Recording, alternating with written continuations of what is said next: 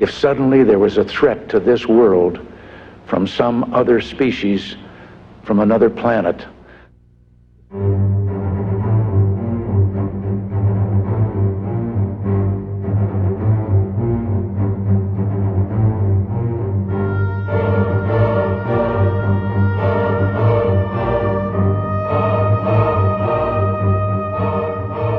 In our obsession with antagonisms of the moment, we often forget how much unites all the members of humanity. Perhaps we need some outside universal threat to make us recognize this common bound. I occasionally think how quickly our differences worldwide would vanish if we were facing an alien threat from outside this world.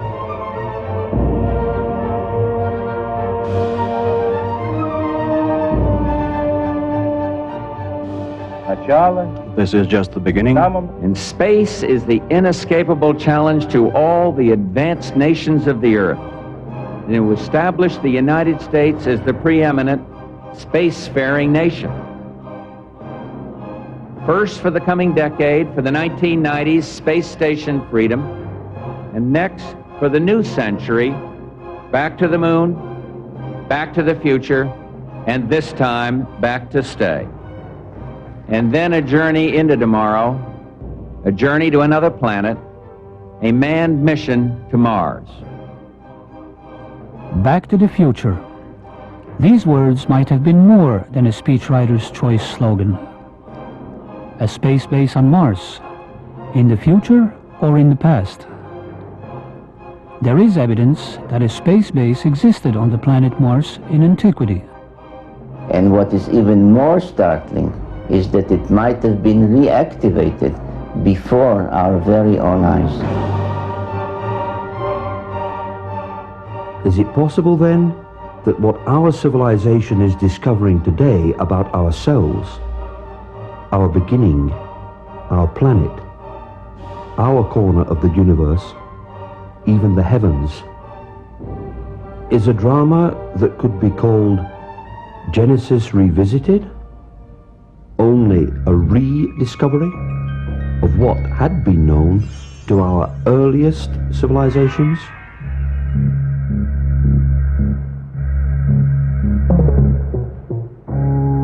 The last decades of the 20th century have witnessed an upsurge of human knowledge that boggles the mind. Our advances in every field of science and technology are no longer measured in centuries or decades, but in years, or even months. They seem to surpass in attainment and scope anything that man has achieved in the past. Man came out of the Dark Ages and the Middle Ages, reached the Age of Enlightenment, experienced the Industrial Revolution, entered the era of high-tech, the era of genetic engineering, the era of spaceflight.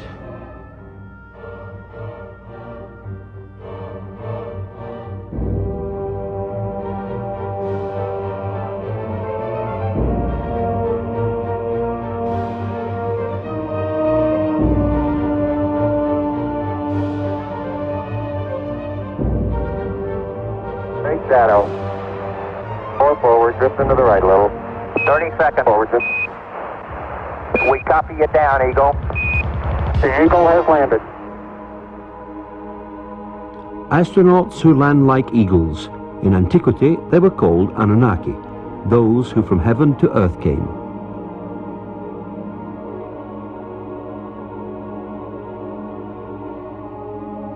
The possibility that modern science is catching up with ancient knowledge has brought mankind to the first chilling incident in a war of the worlds. It rekindles a situation that has lain dormant almost 5,500 years, the incident of the Tower of Babel. In the Babylonian version of the biblical story, the people of Babylon were building a tower whose head shall reach the heaven, in which a Shem, a space rocket, was to be installed under the direction of their supreme God. But the other deities were not amused by this foray of mankind into the space age. Yahweh came down to see the city and the tower which the humans were building. And he said to unnamed colleagues, "This is just the beginning of their undertakings. From now on, anything that they shall scheme to do shall no longer be impossible for them. Come, let us go down and confuse their language so that they should not understand each other's speech." Genesis chapter 11. I'm Zecharia Sitchin. I devoted a lifetime to the study of ancient civilizations, ancient languages, their art, their beliefs, and the knowledge that they had. And the question is, when you study, when you look at all that, is it myth, is it mythology, or did it really happen? I believe it all really happened. You are invited to join me in a journey in a time machine. A magical journey taking us to the past through the work and achievements of archaeology. Ancient knowledge. How much did they really know? How much do we know about them? Thanks to archaeology, we now know that man's first great civilization blossomed out almost 6,000 years ago.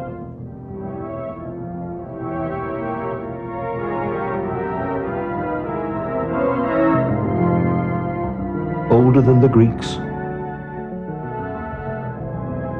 older than the Mayas, older than the Incas, older than the Egyptians. The oldest civilization in our history. The people who bequeathed it to us are called Sumerians, after the name of their land Sumer, in the Great Plain between the Euphrates and Tigris rivers, today's Iraq. The book of Genesis called that land Shinear. For many years, the references to ancient kingdoms in old scriptures were either ignored or disbelieved, considered simply myth.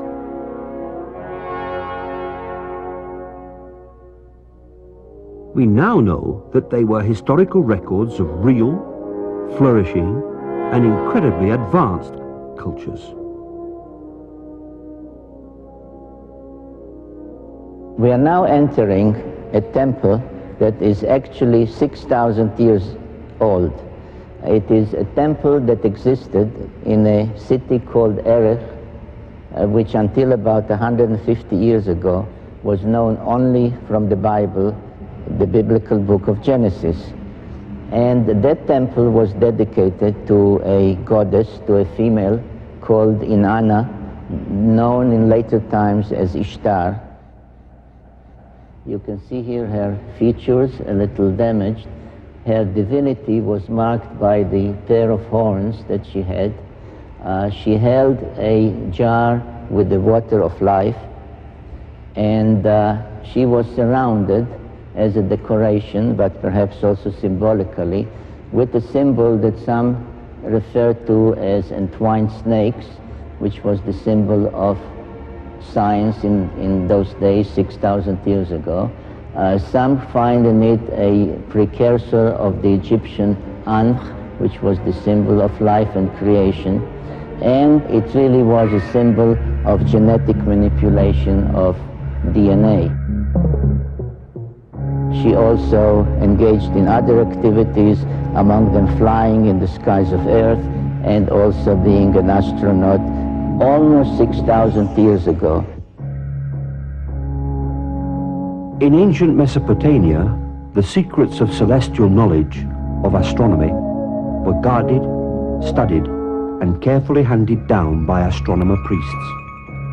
They often kept this special knowledge on cylinder seals like this one.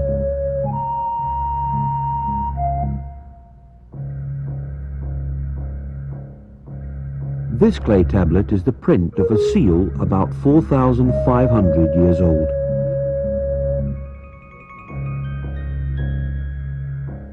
It depicts the scene of the god Enlil granting to mankind the plough, the beginning of modern agriculture.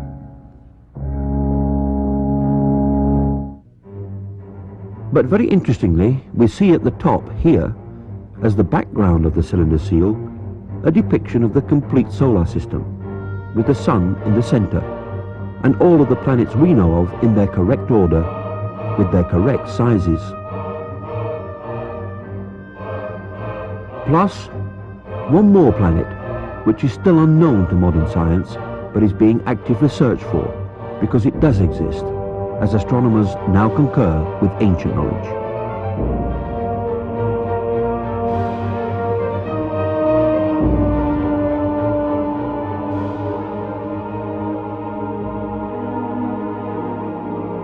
The heavens bespeak the glory of the Lord, and the vault of heaven reveals his handiwork.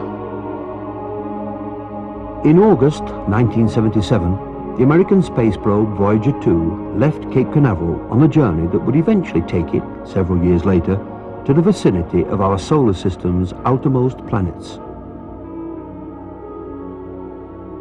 What Voyager discovered once it arrived there fully corroborates ancient knowledge.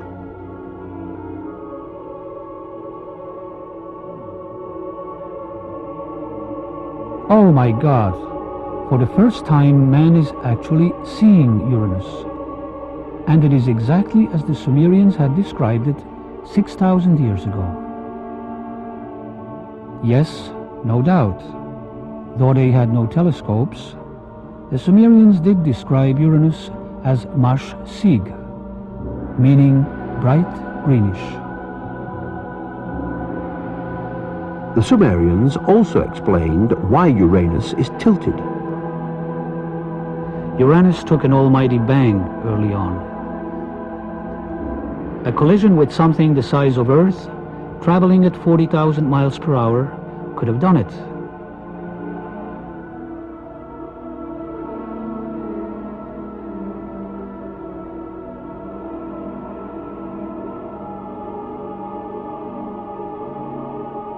What a strange feature. Is it artificial? Was someone there on distant Miranda in the past? The Sumerians called Uranus planet which is the twin of Neptune, that is. Were they right? Now we can confirm the Sumerian description of Neptune as a blue-green planet. Obviously, the Sumerians must have known. Is it possible that mankind is only just catching up with ancient knowledge? That the Sumerians were particularly at home with astronomy is evidenced by the fact that they had known, named, and listed all of the planets we know today, including those we ourselves rediscovered only in the past couple of centuries. Nudimud, the artful creator. Anu, he of the heavens. Anshar, foremost of the heavens. Kishar, foremost of firm lands. Rakish, the hammered bracelet. Lachmu, their god of war.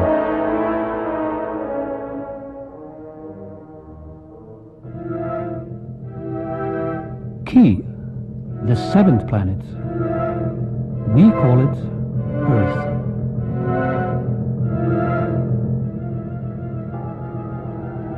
The seventh planet, the sacred number 7, 7 days in the week, 7 days of Genesis, 7 tablets of creation. Sumerian cosmogony answers many puzzles that still baffle modern science. Central to it was the tale of a celestial collision and knowledge of a solar system with 12 members. That ancient knowledge included the planets Uranus and Neptune, supposedly unknown until discovered in 1781 and 1846, and even Pluto, not discovered until 1930. But most surprising was the inclusion of one more large planet as the 12th member of our solar system. The story of this planet, as told by the Sumerians on their 7 tablets of creation, begins 4 billion years ago, when our solar system was much younger and our own planet Earth did not yet exist. Out of deep space, there appeared an intruder called Nibiru. Drawn into the center of our solar system, passing by Neptune and Uranus and Saturn and Jupiter, it faced an older planet called Tiamat.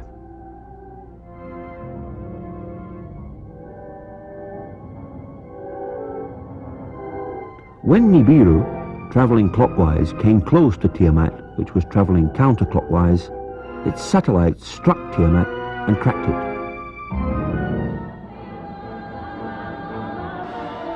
In a series of collisions, one half of Tiamat was smashed completely into bits and pieces. It became the comets and became what the Bible and the Sumerian epic called the firmament, what we call the asteroid belt. The other half, what we now call Earth, was thrust into a new orbital position. It carried along Tiamat's main satellite, which became our moon.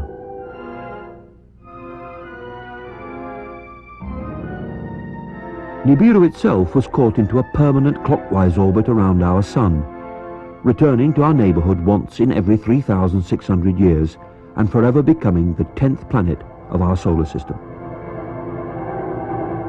This tale of creation echoed through all the ancient cultures, becoming part of the scientific knowledge that we find in the Old Testament, in the creation story of Genesis. Modern astronomy and recent discoveries corroborate this millennia-old tale.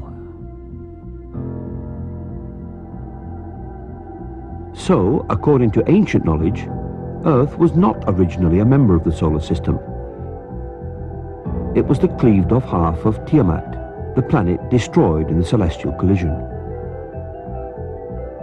And Elohim said, "Let the waters under the heaven be gathered together into one place, and let the dry land appear." And it was so.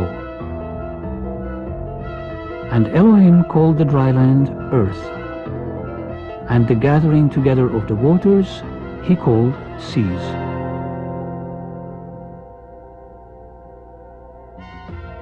This is what the ancient peoples firmly believed.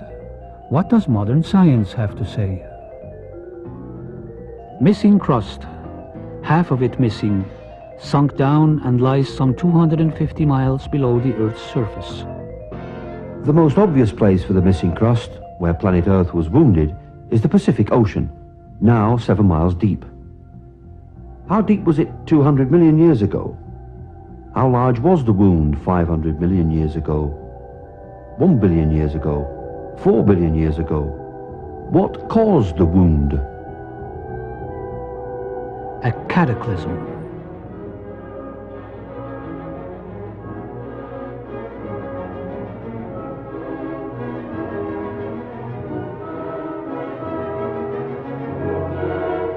Seven tablets of creation, 7 days of creation.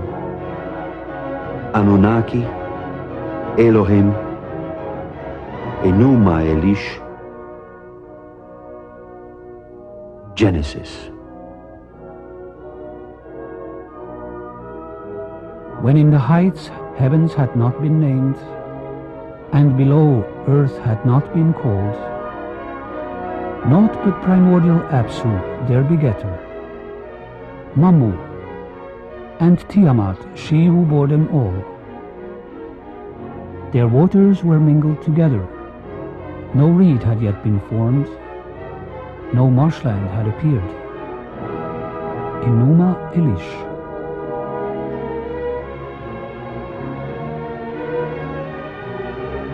In the beginning God created the heaven and the earth. And the earth was without form and void, and darkness was upon the face of the deep. And the Spirit of God moved upon the face of the waters. And God said, "Let there be light," and there was light. Genesis chapter 1. If we apply the knowledge of the Mesopotamian text to the biblical text, the correct reading of the book of Genesis emerges especially with regard to waters.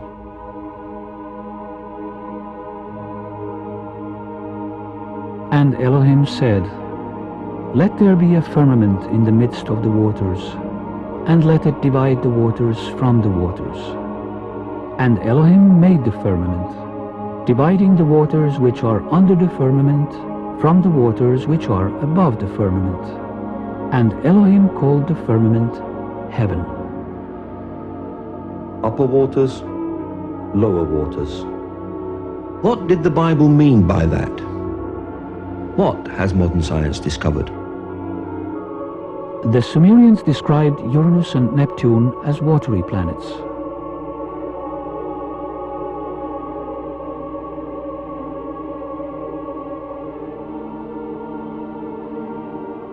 In 1979, 1980 and 1981, the Pioneer and Voyager spacecraft visited Jupiter, Saturn and their many moons, and found water everywhere, as ice on the surface and as water below the surface. There was water on Io, a moon of Jupiter, and on Jupiter's moon Europa, on Saturn's moon Enceladus, and its moon Tethys, and in the magnificent rings of Saturn. Modern science has confirmed the ancient assertion to the full. There indeed have also been waters above the firmament. A most spectacular corroboration of the presence of waters above came with the return of Halley's Comet to our vicinity in 1986.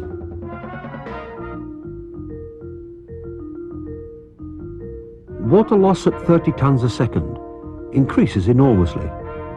70 tons a second. Don't worry, it has enough water left to last thousands of more orbits.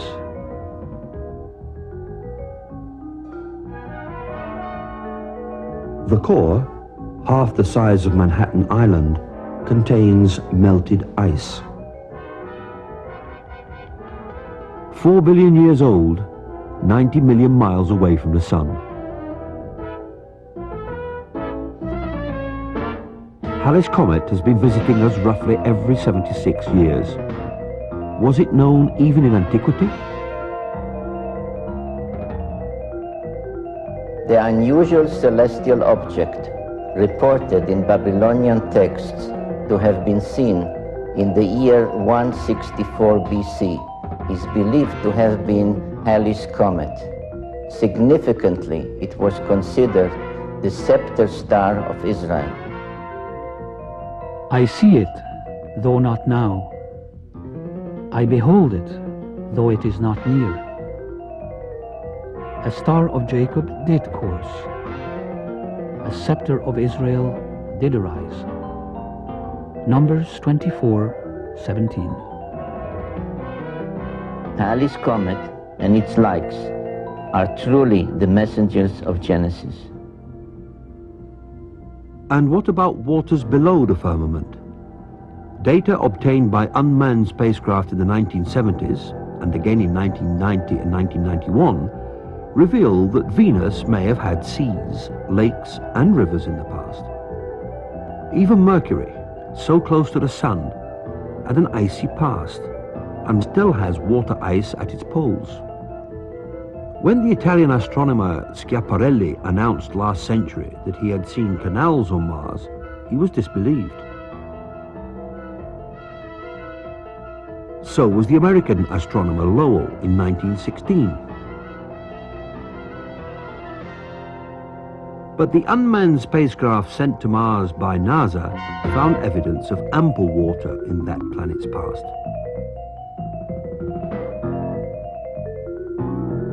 We are forced to no other conclusion but that we are seeing the effects of water on Mars.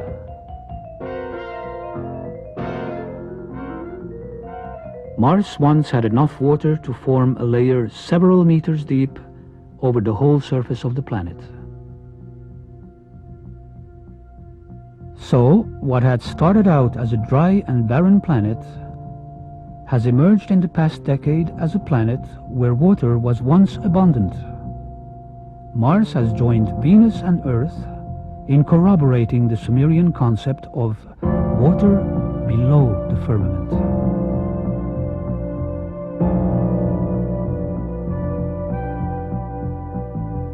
Anunnaki, Elohim, Enuma Elish, Genesis. Of all the mysteries confronting mankind's quest for knowledge, the greatest is the mystery called life. The Sumerians asserted that the seed of life was brought to Earth from space, by Nibiru. Were they right? Life on Earth began when stray comets carrying the building blocks of life crashed into the primitive Earth. Scientists find evidence for this in meteors falling to Earth.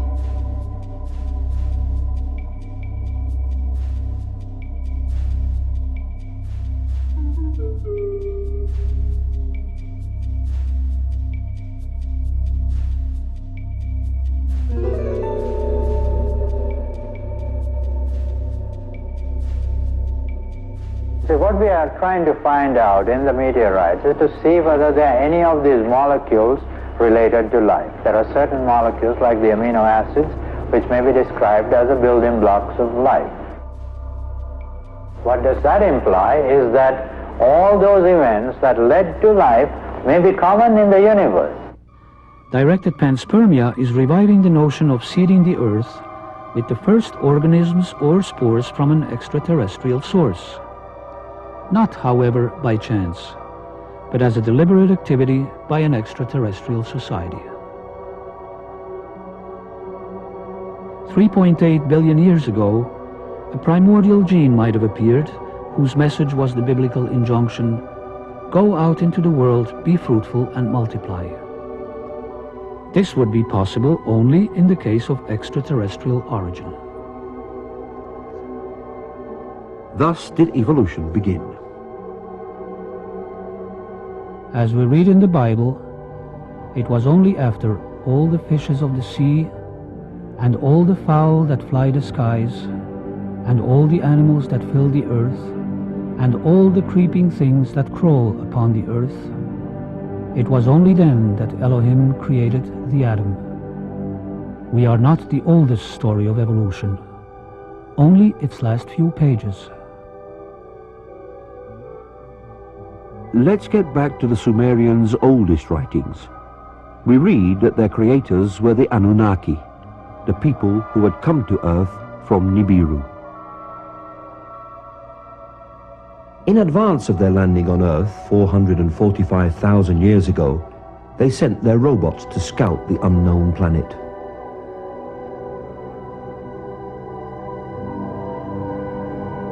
"150,000 years later, the Anunnaki created man. They made us Earthlings to mine in Africa the gold they needed to save their home planet's dwindling atmosphere. How was the atom created? According to the Sumerians, it was by genetic engineering, a fertilization in vitro in glass tubes, as depicted in this rendering on a cylinder seal. Adam was the first test tube baby. Let us make the atom in our image and likeness. Genesis 1:26. They made us in their image. Therefore, they are like us. They have a far developed space technology. Nibiru comes into our vicinity every 3,600 years, and then they revisit us. Every time they give us opportunities for a sudden technological jump, for better medicine, for a greater science, for a better agriculture, as they have already done in our recent and ancient past. According to the Bible, the Babylonians once tried to reach their gods in heaven, the Anunnaki, by building the Tower of Babel. Today, we would call it a launch tower. What was the target of that endeavor? According to Zecharia Sitchin, it was Mars, our neighbor planet. The 12 members of our solar system were identified in Mesopotamia by specific symbols. Some, as for Mars, Earth and Venus, indicated their position numerically, as on this ancient stela. We see the sun with its many rays. We see the symbols standing for 4 of them in the bottom row. We see another 4 depicted standing on their cult animals, but really it's a symbolism connected with the zodiac. We see the moon, and we see the earth symbolized by the 7 dots, which indicated the position of the earth from the outer limits of the solar system, counting or coming in inwards by somebody flying into from outer space. The 7 dots of Earth and its crescent moon, and the 6-pointed star of Mars, are revealing clues in this 4,500-year-old Sumerian depiction. It shows 2 figures standing on either side of a craft, a spaceman on Earth on the left greeting a spaceman on Mars. Running water must have existed on the red planet in relatively recent times, geologically speaking. Some believe Mars may have been habitable as little as 10,000 years ago. In the 60s and 70s, the United States launched the Mariner and Viking spacecraft to explore Mars. In one area, called Cydonia, among other puzzling features, a stone carving was seen that looked amazingly like a human face. At other sites on Mars, features could be seen which resemble enigmatic structures on Earth. This is a feature on Mars that NASA nicknamed Inca City. Sacsayhuaman, Peru.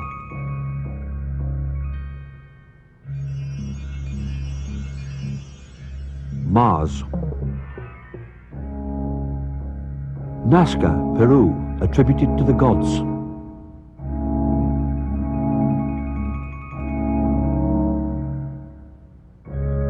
I was especially intrigued by independent researchers' suggestions in their reports that the orientation of the face and adjoining pyramid indicated they were built in alignment with sunrise at solstice time on Mars about 450,000 years ago. According to my conclusions, the Anunnaki had first landed on Earth about 450,000 years ago. It was perhaps no coincidence that the 2 dates coincide.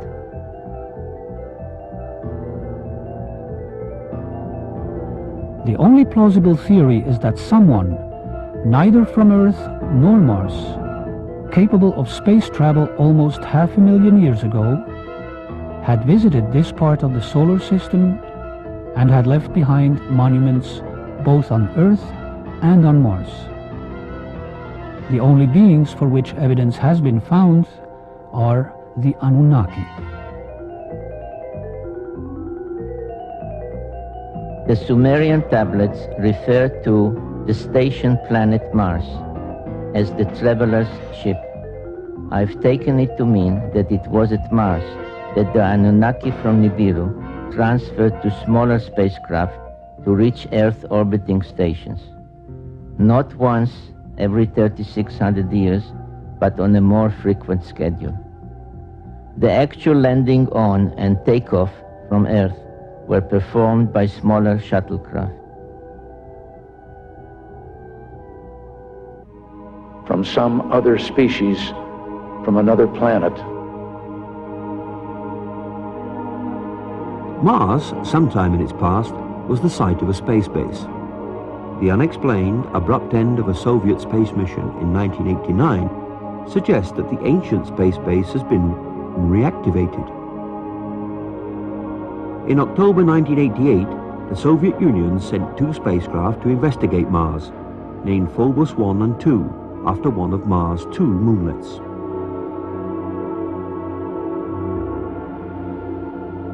Although launched by the Soviets, the mission actually represented an international effort of an unprecedented scale, with more than 13 European countries participating officially, and British and American scientists participating personally, though with their government's knowledge and blessings.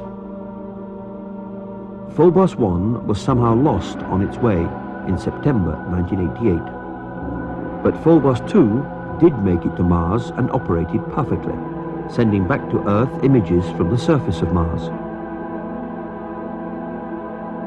On March 1, 1989, these pictures of a highly strange grid were received. The grid, here in the upper right, was shot both in the optical and in the infrared range.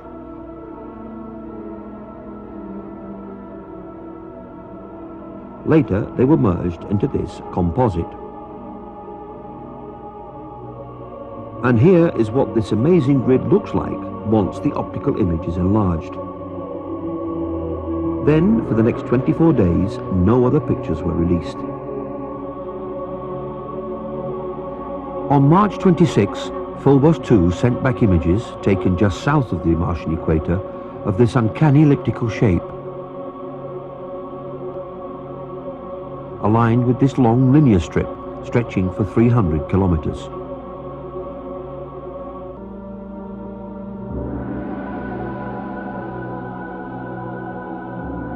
March 27, the Soviets announced sudden problems in keeping radio contacts with Phobos 2. March 30, the Soviet evening TV news Vremya. Good evening. Tonight we start out with a scoop, a sensational item.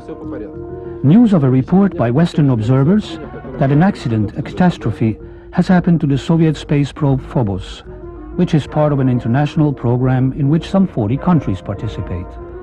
But now, the facts. This here represents a unique phenomenon. Before now, no one had ever taken such detailed infrared pictures of Mars. What part of the planet? This one here? Approximately, more or less in this area here, marked red. And then there is a very clearly outlined strip starting here and ending here. A strip about 20 to 25 kilometers wide, which is visible in both the optical and infrared range.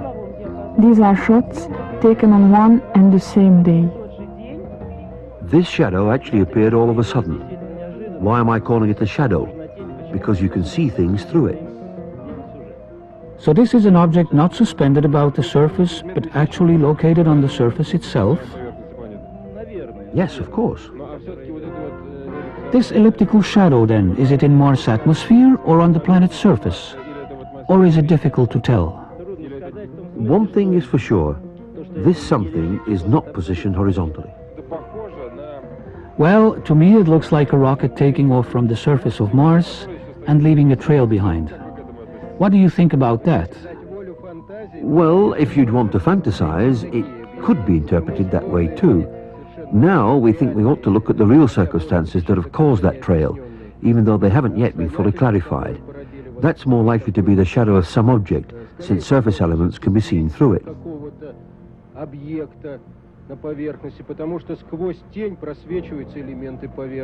How long will it take to process all of the information to get more or less objective scientific results, rather than fantastic ones? Come back in a week. But 1 week later, no details. 3 weeks later, at a press conference, a scientist of the Soviet Space Research Institute offers this curious, unsolicited statement. It does take a minimum of precision criteria to obtain on the image these spots, which some would like to call flying saucers, that appeared within the visual field of the infrared range. It must be pointed out that the flying saucer version is not ours. We'd have wanted it to all be that way. Actually, at first we were saying that there was no flying saucer, that surely all that we saw could be explained in understandable, natural and physical terms.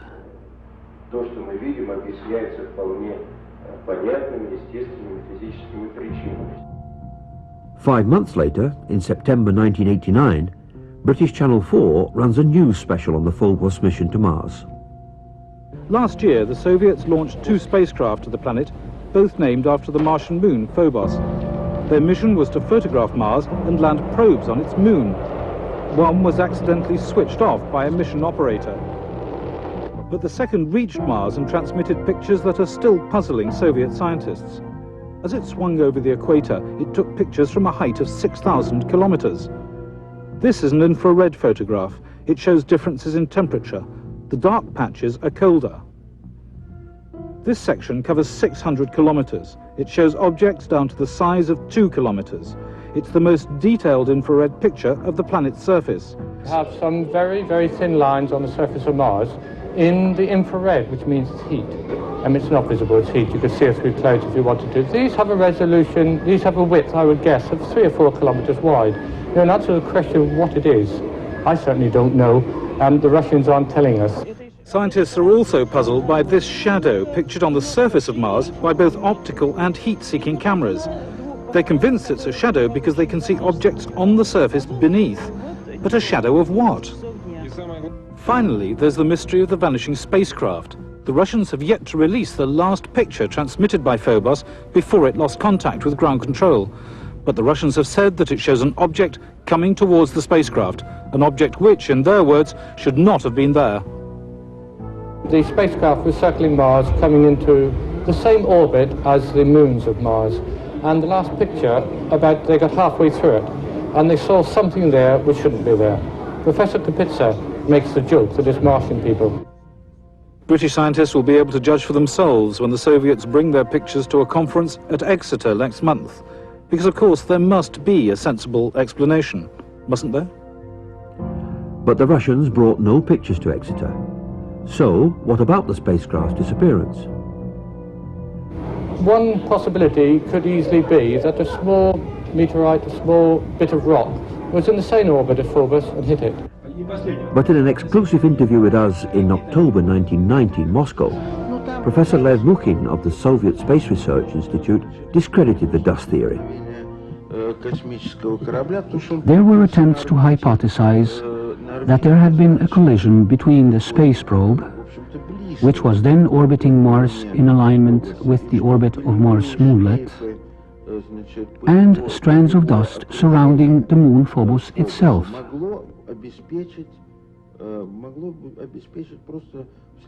But some fairly accurate computations made by several organizations and by our institute as well have shown that this assumption is totally baseless.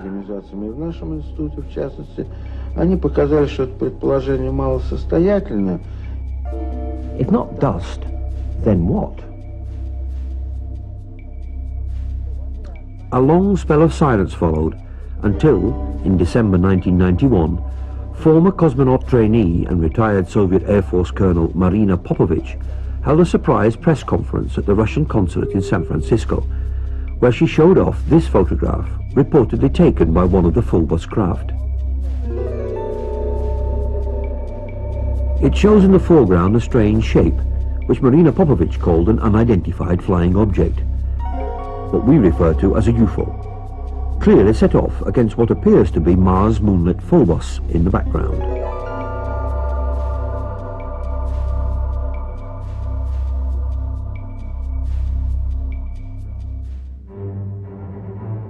So, what about the mysterious shadow? Well, the Russians said it turned up all of a sudden, that it was something that shouldn't have been there, a shadow of some object above the Martian surface. But that's not all. In April 1992, as we examined these other images, all taken within minutes from each other, we discovered that the shadow had actually been moving.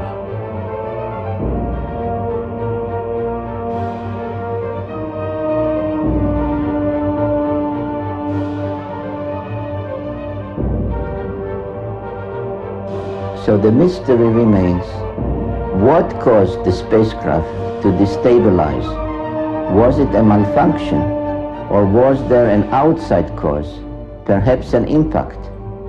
The question that arises is indeed a simple one. Was the spacecraft Phobos 2 hit by something that put it out of commission?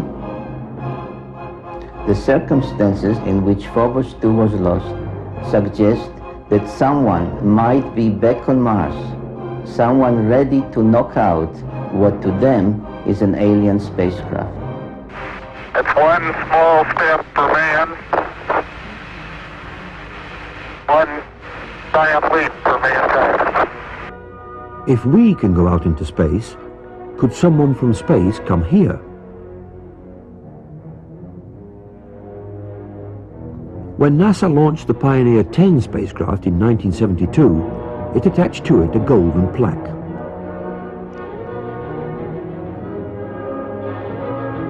With this plaque, Pioneer carries a message to extraterrestrials about its home planet. Its symbols show the radio signature of our sun, where our planet is located, and what we looked like. As Pioneer 10 journeys on beyond the outer known planets, the data it is sending back is also being used to seek a possible 10th planet. Indeed, a March 1992 NASA press release stated, unexplained deviations in the orbits of Uranus and Neptune point to a large outer solar system body of 4 to 8 Earth masses on a highly tilted orbit beyond 7 billion miles from the Sun. In the past 2 decades, astronomers have joined the search to look for one more planet in our own solar system. They designate such a planet Planet X, meaning both unknown and 10th.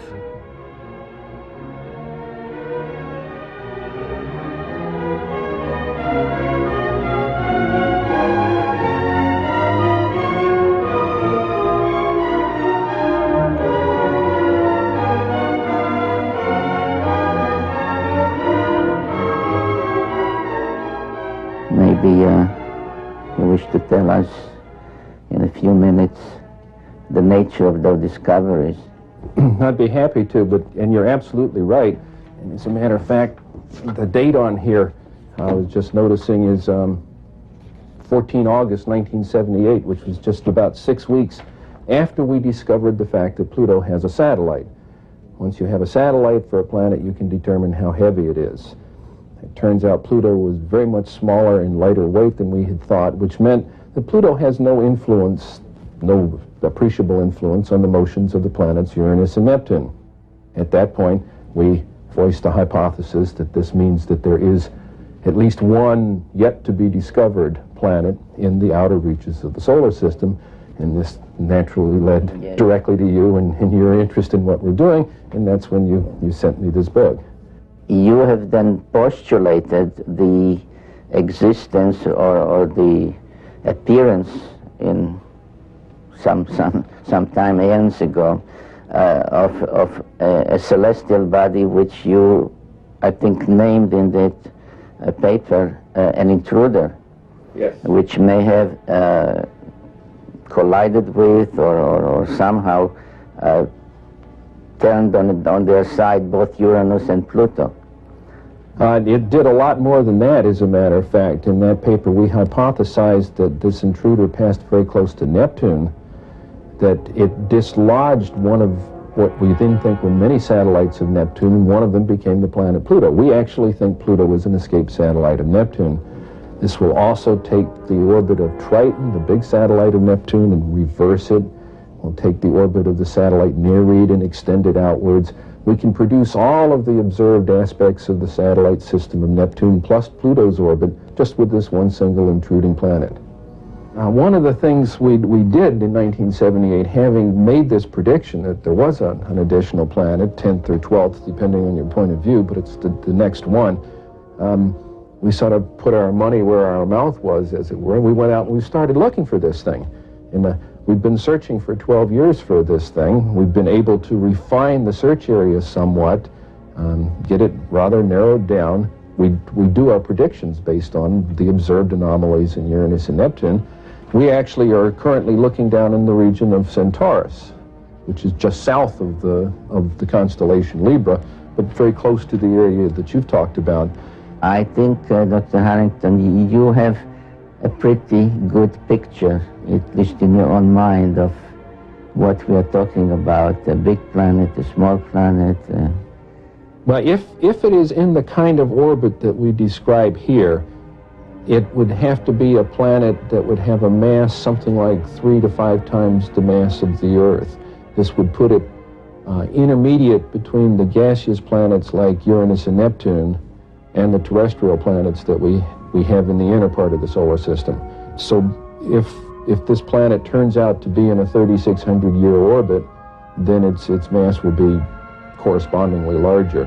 But we're talking about something that's a perfectly reasonable kind of planet. It looks like a good, nice planet, small enough that it's not going to be completely enveloped in gas, so it's perfectly capable of supporting life forms of one kind or another. This one here is a map of the solar system as we know it. The inner planets, this is the orbit of planet Pluto, and this here is the orbit that I have proposed for the 10th planet, and here's where we think it is right about now in its orbit. This is your orbit for the planet, yes. And showing that it would come out of Sagittarius in biblical time, and that once you allow for precession, it would be around into Libra by now, and, which is, again, approximately the area that we're looking in. If Planet X exists, we are not alone in this solar system. Astronomers are so sure of the 10th planet, they think there is nothing left but to name it. Alone he stretches out the heavens and treads upon the farthest deep. He arrives at the Great Bear, Orion and Sirius, and the constellations of the south. He smiles his face upon Taurus and Aries. From Taurus to Sagittarius he shall go. The books of Job and Amos. Is modern science really catching up with ancient knowledge?